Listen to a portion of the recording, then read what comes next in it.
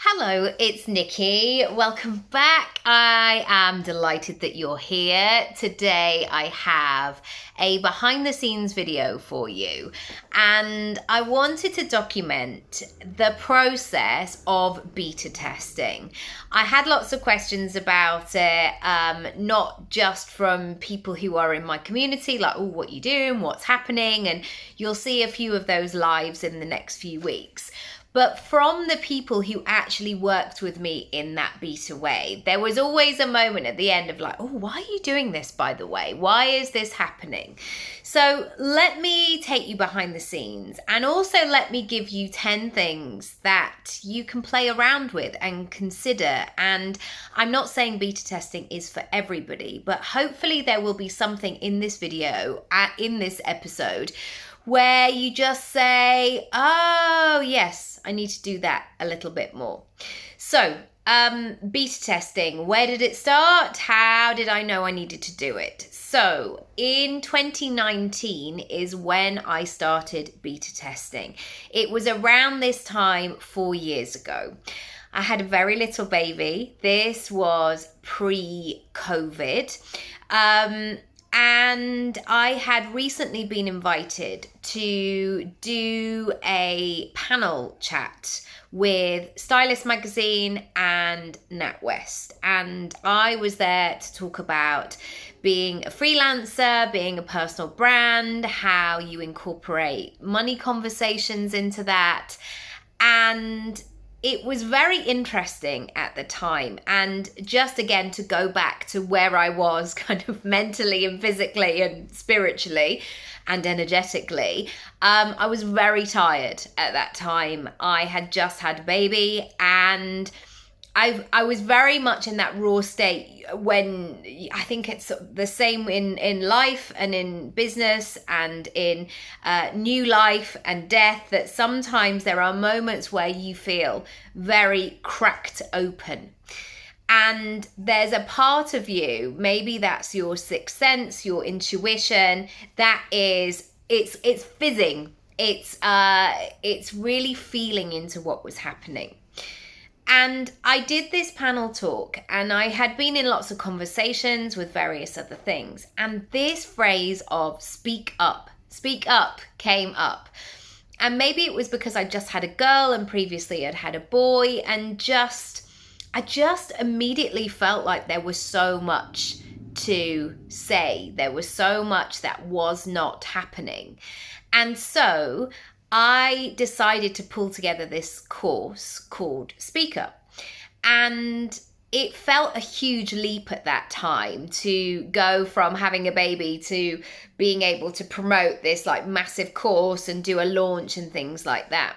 And so instead, I think it was about 20 people. I launched this course at £150, and that included access to the course, and I did 4 weeks of let's discuss the module. So it's 8 weeks, and then week 1 I did a chat, and every Monday night basically, and each of those people also got a one-on-one. So in terms of a lot of people in this space, it really was a no-brainer in terms of cash. Like, people were getting a lot of value for that. But that was so interesting for me because I learned what it was all about. I learned about my material. I tested it on real life humans. I could hear things, and it's all those nuances. And in a time when people are saying, write an ebook in a weekend, or just dash something out, or quick money, or whatever, or when I hear stats about online courses that are sold, for example, and there's a very small percentage of people who actually open them and let alone do any of the course, I just kept coming back to this thing. And I have done over the last 4 years of, I don't want to create work that nobody sees. I don't want to create work that sits on my computer or somebody else's computer, and it doesn't help people to get to where they want to. So that was the end of 2019, and then I did a kind of a new rerun, and I included all sorts of other additions as part of this course from my learnings. For example, there was somebody who did the beta version, and her job is something that I can't talk about due to confidentiality, but she was not allowed to be prominent on social media as part of her contract. And lots of the focus in terms of speaking up was about online, was about social media and online presence, etc. And it really brought to my attention, oh, let's not spread myself too thinly here. There are so many other scenarios that you need to be able to speak up and be very proficient at the actual skill. So I knew that there was a lot in this. I knew it. And going forward after that felt very easeful, I guess. And I went on in 2021 to have my best year in business that I'd ever had. It's not been repeated since, but that's another story for another time, just being completely honest here. But I was helping a lot of people in that pandemic. A lot of people were looking to hone their skills, and it just seemed to be the time to do that. And then I had another idea. So I always have my ear to the ground in terms of what's going on in my industry. And I've been in the acting industry for many, many years, over 2 decades. And I recently, or last year, celebrated my 10-year anniversary as a coach. And I am always tuning into what's happening, what's going on, what are people doing? What are they struggling with? What is the atmosphere at the moment? Where are people's gaps? And again, there was this missing bit that I was noticing again and again. So what people would do was they would take the steps and they would put everything in place. But there was a disconnect between, say, having a perfect website and an online presence to actually going live and really taking it to the next level. Now, this wasn't just about public speaking. This was a feeling of embodying who they were, what their brand was all about, and really making it part of them. And so I would say I'm never in I'm selling mode now. I'm always in a conversation. And that conversation can happen at any time, in any way. And I've noticed that from my clients for the last 10 years. Those interactions, those signings, if you will, me welcoming in new clients has come from so many different avenues. It's never just come from like one webinar, like I've got this tried and tested webinar that I just do. It's always been in scenarios that have sometimes been quite unexpected. So I knew from my acting background as well that there was something in this, because over the years I've had to play, and you won't necessarily know me in this capacity because you see me as me, but as an actor, especially at drama school, for example, where they throw everything at you, I have played many, many different characters that have been so different from me. But yet I've had to find the truth. I've had to find a way to really embody who that person is and really be able to bring that truth to the situation. And this was something that dawned on me that I could bring in terms of people and their personal brands and their business, of really bringing it to life. And so one of the phrases that I was talking about a lot was this sense of like, learn the script or look at the template, but then chuck it away. You've got to have this feeling where you then take it to the next level. So I knew people were struggling with vocalizing sales, for example, or talking about money, or talking about what they did, or they needed help with their pitch because they would show up and, there was maybe a bit of hesitation. I knew people needed to create a visibility rhythm in terms of their business. I knew all of these things. So I, again, tried this process of a beta testing, and the results were amazing. And I'm going to give you some things to think about right now in terms of launching courses and really taking things to the next level in terms of your personal brand. That being said, also, this is a little kind of side note here, although it's not a side note because I've been working on it behind the scenes. I am about to relaunch 2 of my most popular programs, and they have been completely redone and filmed, and all of the content has been updated.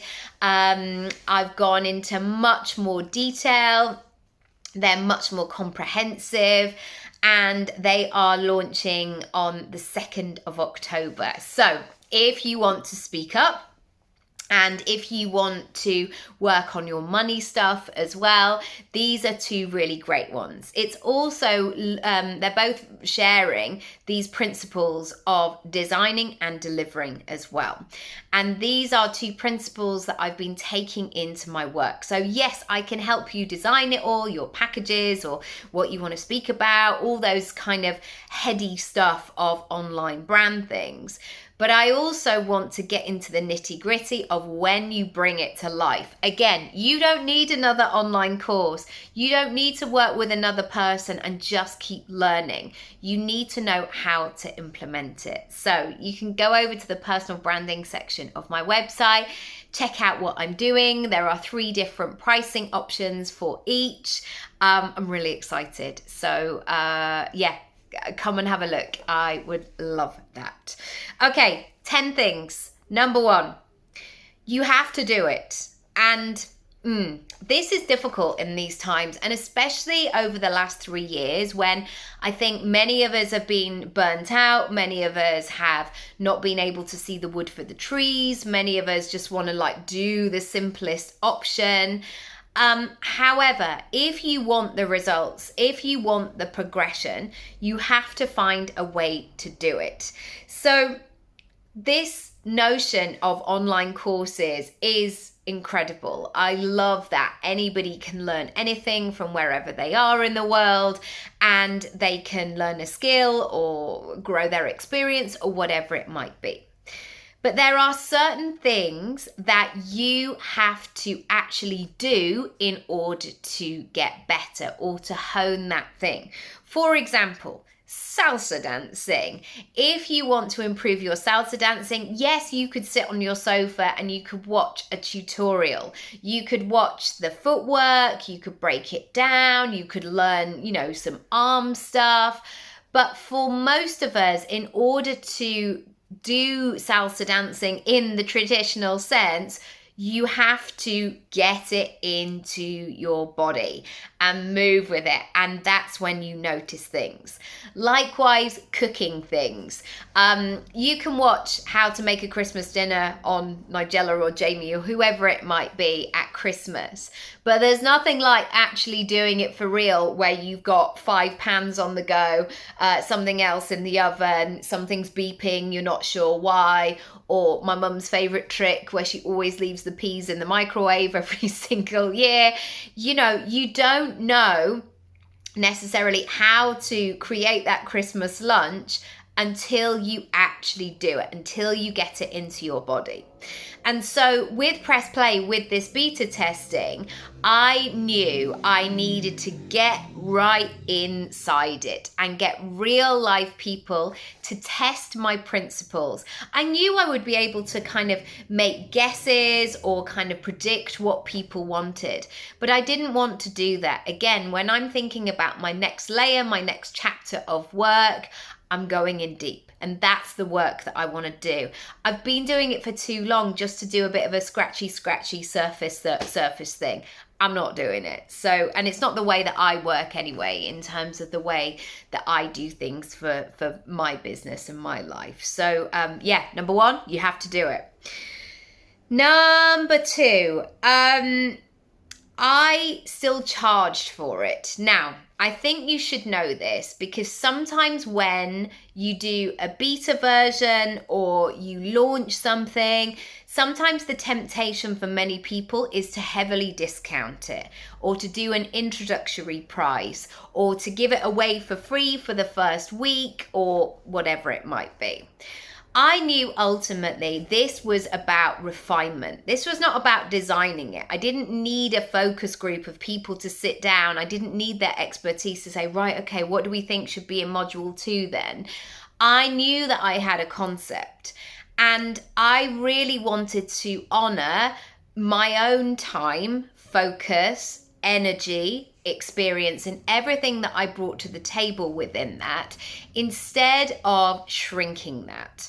I've also learned that I mean, this is obvious, isn't it? And it's obvious for you, but we all need to get paid. And I think what I found over the last 10 years is that if I always did free things, there would always be a handful of people who would always take it, everything that I've got, like the moon on a stick. And I've certainly had some reflections over the last few years, like the number of clients, and again, I'm not playing a victim in here. This was the time, this was me having a lack of boundaries. But the amount of people that messed me about when I was very heavily pregnant.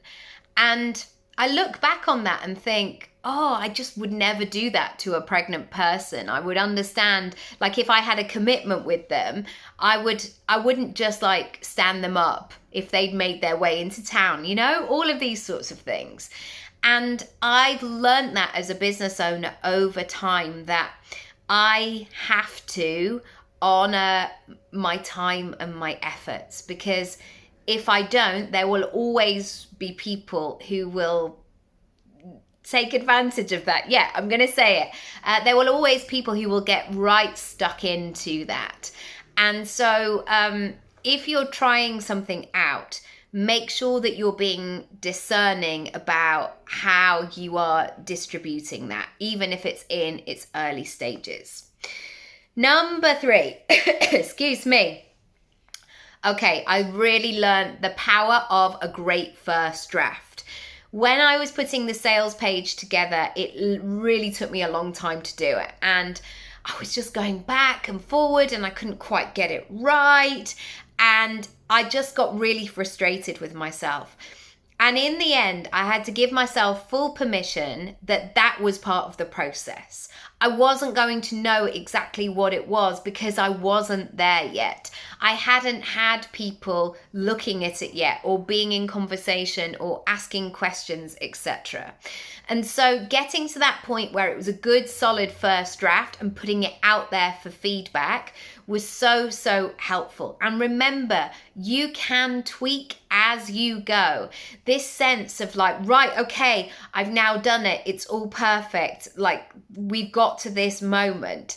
Very rarely in business, unfortunately, is there an end point, a stop point where you're like, okay, that's it. That's everything in its entirety, because the world is all, and business is always moving and shaking.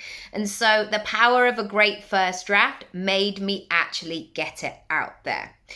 Number 4, so many more people needed it than I thought they did. And I only got to know that from having conversations with people. And I think sometimes when people launch something or they're looking at growing a business, they hold back. There's still this thing of like, oh my goodness, I won't tell anyone just in case somebody steals my idea, or gosh, I'm not ready for it to be out there in the world yet. All of these things. But even if you can start having conversations with people, you will learn so much, not just about them, the ideal client, but also about yourself, your product, your service, and how you would like to do things. And so putting it out there meant that I cultivated those conversations, which meant then when I went back and I looked at my sales page, I could tweak it, I could look at it, and it was all groovy. Number 5, and this is the last one because I'm going to split it into 2. Number 5, in this process, I created a lot of content around these press play sessions. And this was really interesting for me because I realized that I could create loads of content. I had a lot to say about this topic. And I think this is really, really important whenever you're embarking on something new. It's not just about the finished product and like, yay, okay, I've done it and I've got it over the line. You have to be genuinely interested and intrigued and excited about selling it, about being in conversation about it. And another thing that this sort of did was I then was able to go back and look at the other parts of my website and make some decisions around the stuff that I was going to put to the side, the stuff that was not necessarily piquing my interest in the way that it once did. And I think bringing something new in can really give you that space and that time for reflection. And I know that some people shy away from that because they're like, I don't have time, I don't want to stop, what if I stop, da, da, da, da, da. But if you can, it will give you so much information. That's it for today. Come back for part 2 and I'll see you in a bit. Bye.